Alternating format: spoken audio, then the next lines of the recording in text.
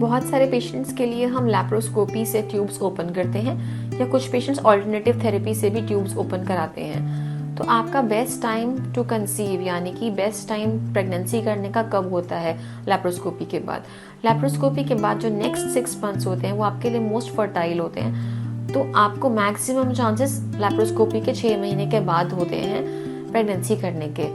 अगर लैप्रोस्कोपी से ट्यूब्स खुलवाने के बाद या किसी और तरीके से ट्यूब्स खुलवाने के बाद आपको 6 महीने प्रेगनेंसी नहीं हो रही है, इसका मतलब या तो ट्यूब्स फिर से ब्लॉक हो गई हैं या खुली नहीं है, या खुलने के बाद भी ट्यूब्स का फंक्शनल होना बहुत ज़रूरी है।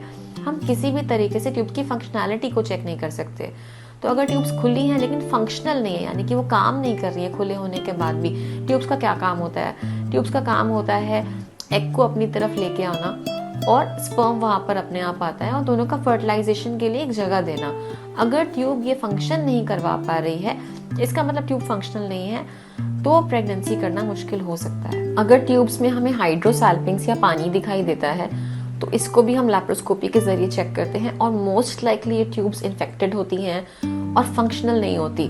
तो अगर हम पानी सिर्फ ड्रेन कर देंगे तो भी कहीं ना कहीं ये ट्यूब्स काम नहीं करती हैं। तो इनका ज़्यादातर ट्रीटमेंट क्लिपिंग होता है या ट्यूब्स निकाल दी जाती हैं। लैप्रोस्कोपी के अलावा बायलैटरल ट्यूबल ब्लॉक्स में जो नेक्स्ट बेस्ट ट्रीटमेंट है वो है IVF। अगर लैप्रोस्कोपी में ट्यूब्स नहीं खुल रही हैं तो IVF आपके लिए बेस्ट ट्रीटमेंट है। IVF का हम सबको पता है सक्सेस रेट काफ़ी अच्छा होता है और ट्यूबल ब्लॉकेज में IVF बहुत अच्छा काम भी करता है।